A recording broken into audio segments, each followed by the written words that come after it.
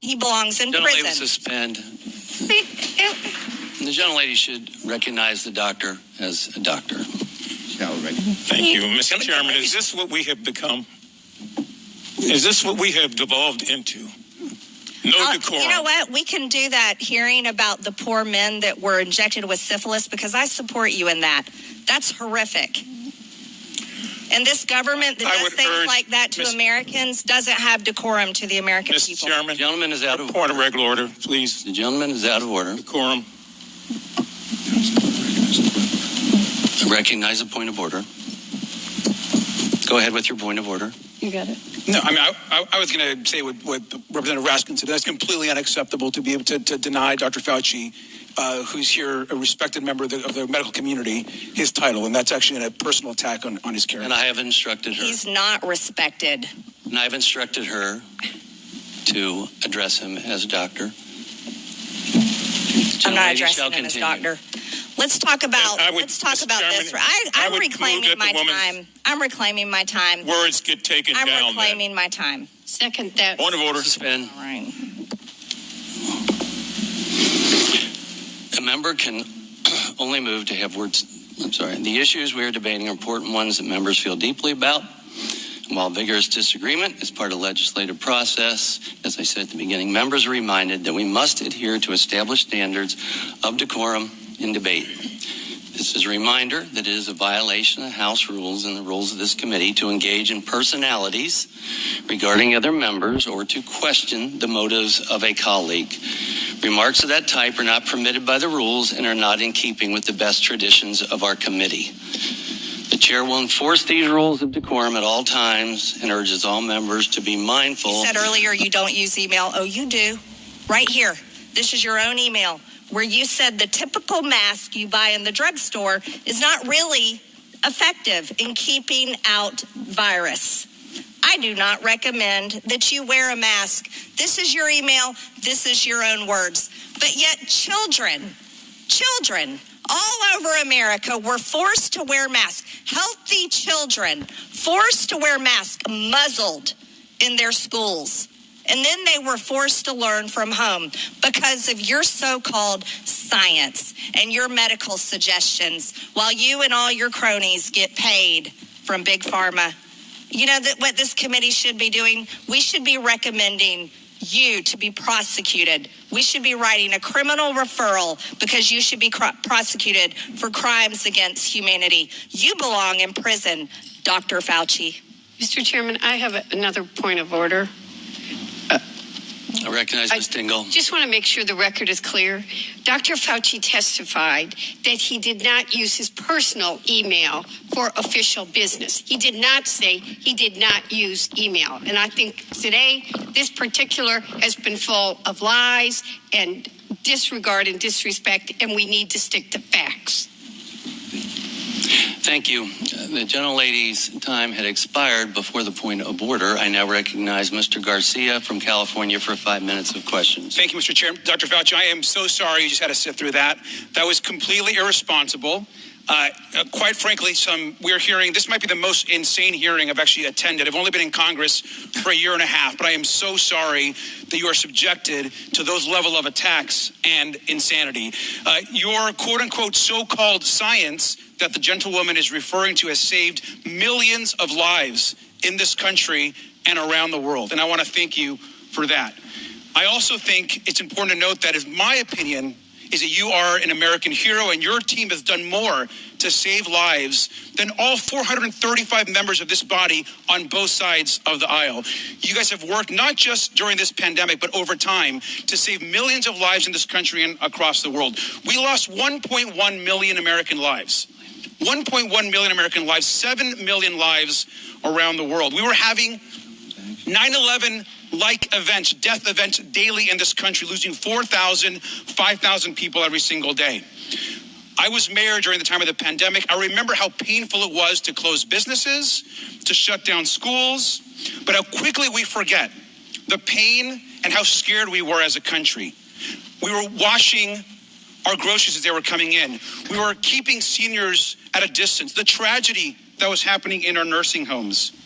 Thousands of people were dying a day, And you and your team of the best and the brightest scientists in this country and the world were doing everything that you could and working night and day to save more and more of those lives.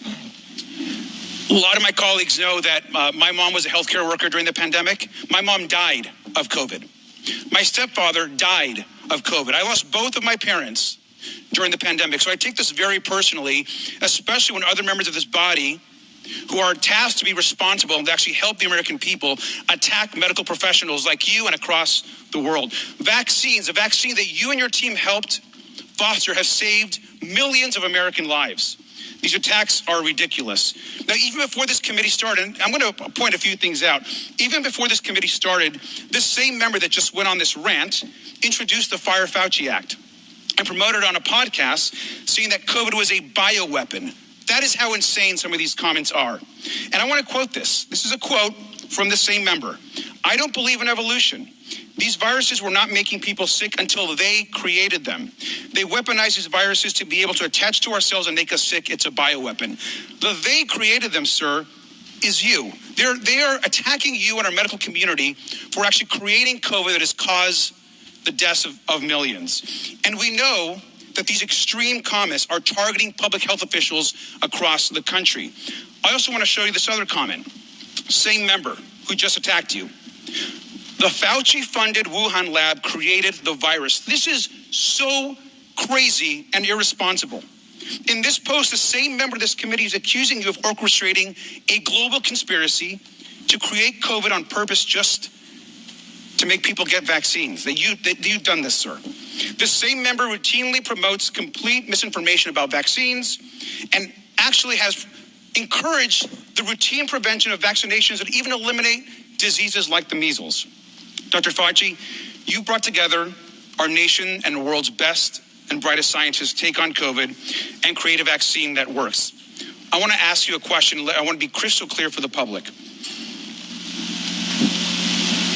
You brought together the world and America's best scientists. Do you believe that the vaccine that you all helped create and ensure is safe and effective for the public? Yes, and its track record has proven that. And do you also agree that it saved hundreds of thousands and possibly millions of lives in America and across the world? That is absolutely correct. And it's very clear that it's saved millions of lives here and throughout the world. The Europeans have done the same studies that we have, and the data are incontrovertible that they save lives. Sir, and do you think the American public should listen to America's brightest and best doctors and scientists, or instead listen to podcasters, conspiracy theorists, and unhinged Facebook memes? No, listening to people who you just described is going to do nothing but harm people because they will deprive themselves of life-saving interventions, which has happened.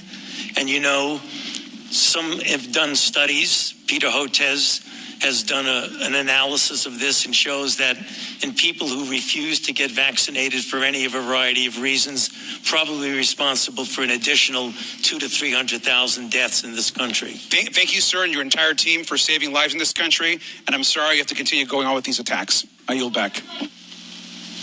Oh, thank you. You're not allowed to You're speak. not allowed. Thank you very Mr. much. Chairman, could you ever remove from Yes. the... Thank you. Yes, Please have it removed. please. Excuse me, I asked the Capitol Police to escort.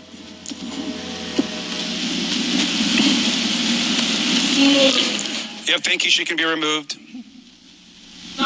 You can be removed. Actually, you're not allowed to speak. Your time has Take your expired. Starbucks with you. Mr. Garcia, Mr. Raskin, you're out of line. Your times have expired. I now recognize Dr. Jackson from Texas for 5 minutes of questions. Thank you, Mr. Chairman. Dr. Fauci, I have to say, I, as so many Americans, am deeply disappointed in your actions during a critical time in our nation's history while you were in key leadership roles as the director of the National Institute of Allergy and Infectious Disease and as the chief medical advisor to President Biden. Put quite simply, you failed miserably, in my opinion. Based on all we have learned during the pandemic and all that we have since learned through this committee's work, I believe your failures stem from both an effort of self-preservation manifested by a series of lies and cover-up and by a total failure of leadership. It was obvious to everyone that you and your organization, NIH, had a lot to lose if the American people were to discover that COVID-19 was most likely leaked from a lab in Wuhan, China, and that you, via EcoHealth Alliance and Peter Daszak, actually funded this research, and that this lab was actively and recklessly conducting gain-of-function research. As such, you did everything in your power to deflect and cover up this possibility. You even recruited others to help you in this effort.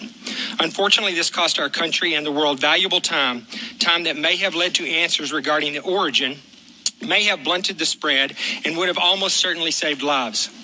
While I think most of us have known all along what I just described, what I have been appalled to discover through sworn testimony to this committee is the level at which you and those that worked for you went to cover up the obvious. Just a few examples, and I know these have been touched on, but they're important for everyone to hear. Dr. Lawrence Tabak, former acting director of NIH, testified that under the generic definition that NIH did in fact fund gain-of-function research. This was based on a definition that was initially used by NIH and a definition that was abandoned and removed from the website in October of 2021 and replaced by a new, much more detailed definition with a much higher bar that you have since conveniently used to define gain-of-function testing and to deny what Dr. Tabak has since confirmed. He also said that EcoHealth Alliance failed to properly and promptly report that their research violated the terms of the grant, something that went completely unaddressed under your watch. Dr. Moran's, your senior advisor, who you have tried today to distance yourself from, but whose large volume of emails clearly demonstrate that you had a very close and personal relationship with, and who reported to you directly, has openly bragged about how he subverted FOIA requests. I remind you that the law requires you and your former organization to comply with Freedom of Information Act requests. It is not optional. If you or your employees or your organization that you oversaw were systemically avoiding transparency and illegally hiding or destroying documents that rightfully belong to the American people, then you should be criminally charged, and they should as well. In addition, Dr. Gregory Folkers, your chief of staff, also engaged in illegal practices in which he crafted messages using symbols instead of letters to avoid FOIA exposure. In an email, April 2020, from Dr. Moran's to Peter Daszak, he says, quote, "There are things I can't say." Well, I wonder what he couldn't say. He also went on to say, quote, "Except Tony is aware, and I have learned there are ongoing efforts within NIH to steer through this with minimal damage to you, Peter, and colleagues, and to NIH and NAID," end quote. And then a few days later, he said, quote, "I have reason to believe that there are already efforts going on to protect you," end quote. In February of 2021, Dr. Moran's wrote to Boston University scientist Gerald Kirsch saying, quote, "I learned from our FOIA lady here how to make emails disappear after I'm FOIA'd, but before the search starts. So I think we are all safe," end quote. Dr. Fauci, I want to know what you were being protected from and what you needed to be safe from. I'm going to go on because I have a little time here. He went on to say, quote, "Plus, I deleted most of the earlier emails after sending to Gmail. Once again, illegal and an actual crime." Dr. Moran's noted in another email to Dr. Kirsch saying, quote, I learned the tricks last year from an old friend, Marge Moore, who heads our FOIA office and also hates FOIAs," end quote. It is absolutely amazing to me that Dr. Moran's and Marge Moore still have jobs and our taxpayers are still paying their salaries. Dr. Moran's wrote to Dr. Daszak in April of 2021, quote, "P.S. I forgot to say there is no worry about FOIAs. I can either send stuff to Tony on his private email or hand it to him to work or at his house. He is too smart to let colleagues send him stuff that could cause trouble," end quote. Apparently, you neglected to surround yourself with equally smart individuals. Dr. Moran's wrote to another collaborator, Peter Hotitz, in June 2021, at Baylor College of Medicine, that he had deleted all his emails related to COVID origin when, quote, "the shit hit the fan," end quote. He said, quote, "I feel pretty sure Tony were too. The best way to avoid FOIA hassles is to delete all emails when you learn the subject is pretty sensitive." In October 2021, Dr. Moran's wrote to Peter Daszak, quote, "Peter, from Tony's numerous recent comments to me and from what Francis has been vocal about over the past 5 years, we are trying to protect you, and they are protecting their own reputations as well," end quote. I'll just jump ahead. The American people can rest assured that we are going to continue to pursue answers, and we continue to push for full accountability from you and your colleagues, despite continuing efforts to try to cover this up. Dr. Fauci, history will not be kind to you, and you will be known as the man who put his personal interest before the interest of the American people, the very people that you were supposed to be protecting. Your actions, along with several others we have had before this committee, have completely eroded America's trust in our public health system and the agency that you represented for half a century. With that, I yield back. Gentleman's time has expired. I now recognize Ms. Takuda from Hawaii for 5 minutes of question.